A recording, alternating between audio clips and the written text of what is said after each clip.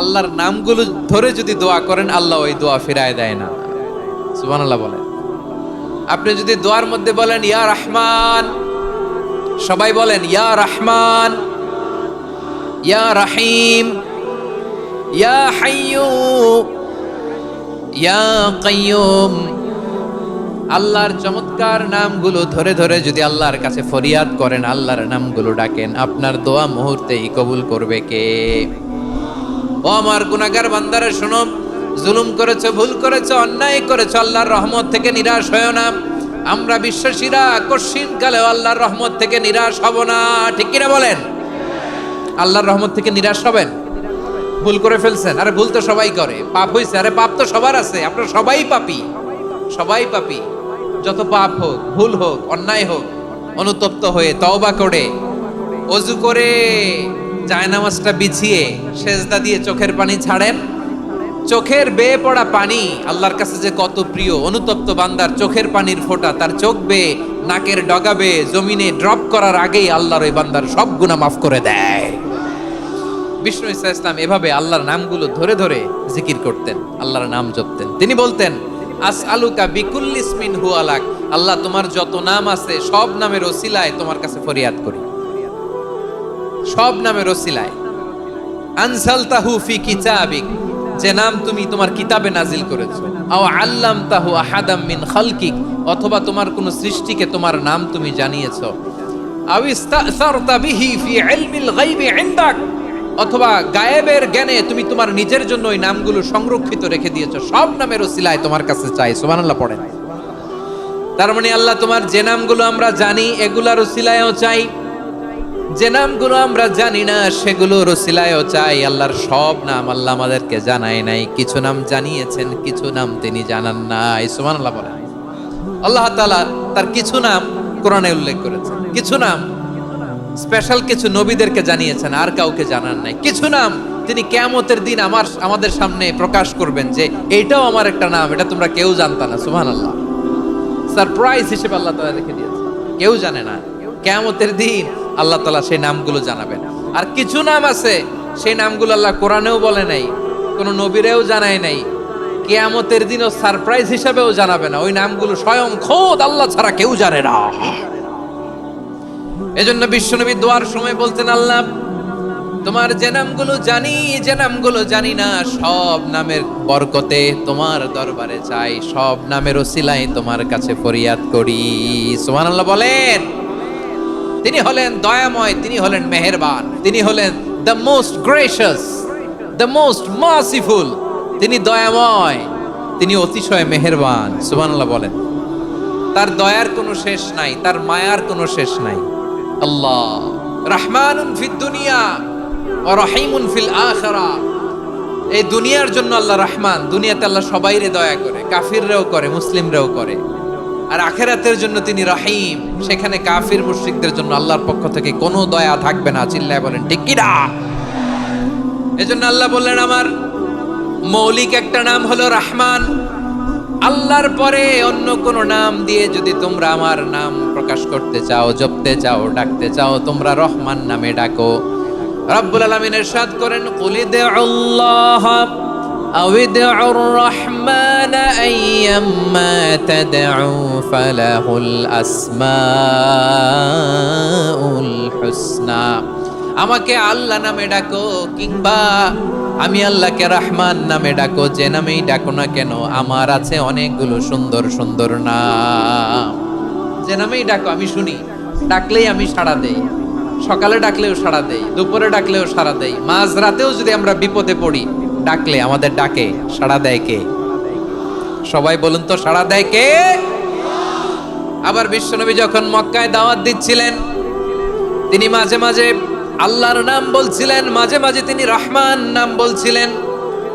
যখন তিনি বললেন ওয়া ইযা কিলা লাহুমুসজুদু লিররহমানি ক্বালু ওয়া মার রহমান। বিশ্বনবী মক্কায় যখন মক্কার কাফিরদেরকে, কুরাইশদেরকে বলল তোমরা রহমানকে সিজদা দাও, রহমানের ইবাদত করো, রহমানের জন্য সিজদায় লুটিয়ে পড়ো। মক্কাবাসী বলে রহমান আবার কে? রহমান রে তো চিনি না। রহমানকে আল্লাহ চিনি, রহমান চিনি না। মক্কাবাসী কি বলে? কারে চিনে? আল্লাহরে চিনে। কারে চিনে না? রহমান কে তো চিনি না। রহমান আবার কোত্থেকে আসলো? কে Rahman? Who is this Rahman? যখন তারা বলে রহমান রে চিনি না, আল্লাহর গায়রতে আঘাত লেগেছে। আল্লাহ বলে রহমান রে চিনো না, না তাদেরকে চিনানোর জন্য আল্লাহ ৭৮ আয়াত বিশিষ্ট আর রহমান নামে কোরআনে একটা সূরা নাজিল করেছেন।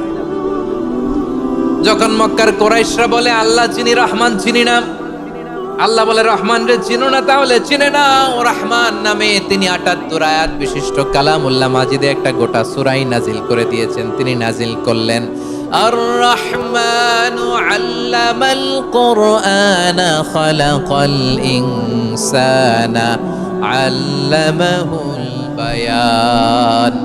দয়াময় রহমান শেখালেন কোরআন, বানালেন ইনসান, শেখালেন বায়ান। দয়াময় রহমান শেখালেন কোরআন, বানালেন ইনসান, শেখালেন বায়ান। দয়াময় রহমান শেখালেন কোরআন, বানালেন ইনসান, শেখালেন বায়ান। পড়েন আল্লাহু আকবার। আল্লাহ বলে রহমান কারে বলে চেনো না? শুনে নাও, ৭৮ আয়াত বিশিষ্ট গোটা একটা সূরা নাজিল করে দিলাম, সূরাতু আর রহমান। আর রহমান তিনি দয়ালু, আল্লামাল কোরআন, তিনি মানুষকে কোরআন শিখিয়েছেন। খালাকাল ইনসান, মানুষ বানিয়েছেন। আল্লামাহুল বায়ান, মানুষকে কথা বলা, বর্ণনা করা শিখিয়েছেন। পড়েন সুবহানাল্লাহ। গোটা একটা সূরা নাজিল করেছেন, সূরাতু আর রহমান। আমার বারোখালীর ভাইয়েরা, তার নাম হচ্ছে আর রহমান আর রাহিম, মানে দয়াময়, মেহেরবান। তার দয়া যে কত বেশি আপনি কল্পনাও করতে পারবেন না, আপনি কল্পনাতেও আনতে পারবেন না তার দয়া কত বেশি। বিশ্বনবী সাল্লাল্লাহু আলাইহি ওয়াসাল্লাম ফরমান, লাম্মা কাদাল্লাহুল খালকা কাতাবা ইনদাহু ফাওকা আরশিহি। আল্লাহ যখন মহাবিশ্বের সব সৃষ্টি করে সারলেন, তিনি আরশের উপরে লিখলেন সাবাকাত রাহমাতি গাদাবি, সাবাকাত রাহমাতি গাদাবি। কোথায় লিখছে?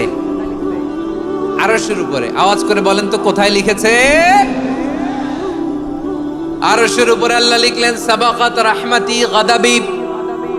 এর মানে হলো আমার দয়ার কাছে, আমার ভালোবাসার কাছে আমার ক্রোধ পরাজয় বরণ করেছে।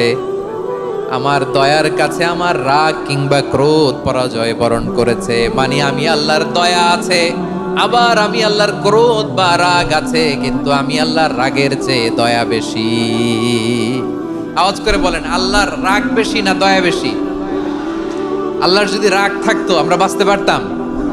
যে পরিমাণে আকাম কুকাম আমরা করি, অপকর্ম করি, অন্যায় করি, জুলুম করে জুলুমের আড্ডাখানা বানিয়ে রেখেছি গোটা দুনিয়াকে, আল্লাহ যদি মুহূর্তে মুহূর্তে রেগে যেতেন আমরা বাঁচতে পারতাম?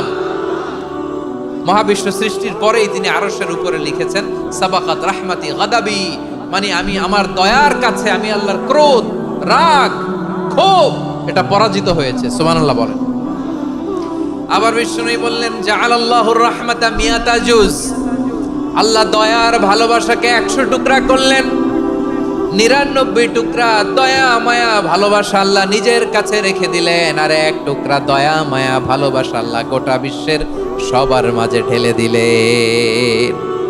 দয়া মায়া ভালোবাসা 100 টুকরা করে আল্লাহ নিজের কাছে রাখছেন। কয় টুকরা? সবাই বলেন 99 টুকরা। আর গোটা বিশ্বের সবার মাঝে ভাগ করে দিয়েছেন কয় টুকরা? এবার এই 1 টুকরার নমুনা দেখেন তো পৃথিবীতে। স্বামী স্ত্রীর জন্য কত ভালোবাসা, বন্ধু বন্ধুর জন্য কত ভালোবাসা, গার্লফ্রেন্ড বয়ফ্রেন্ডের জন্য গলায় ফাঁস লাগায়, আছে না নাই? এই এখন গলার আওয়াজ বাড়ছে ইয়াংদের। হুজুর এখন গার্লফ্রেন্ড বয়ফ্রেন্ডের ভিতরে ঢুকছে, এখন আমরা আছি হুজুর। জেগে উঠছে বারোয়াখালী। দেখেন এই তো কয়েকদিন আগেই তো, কত বছরের 12 না কত বছরের এক মেয়ে, কত বছর? 11। ওই দেখেন সব মুখস্থ দুষ্টগুলার, আর কিছু মুখস্থ না থাকলে এগুলো মুখস্থ। 11 বছরের, তারে কি বলবো, তরুণীও তো না, কিশোরী।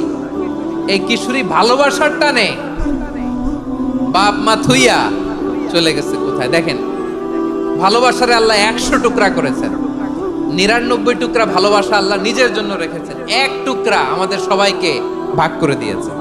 যত পাখি আছে পৃথিবীতে, যত মাছ আছে, যত প্রাণী আছে, যত মানুষ আছে, যত জিন আছে, আমরা সবাই মিলে পেয়েছি ভালোবাসার কয় টুকরা?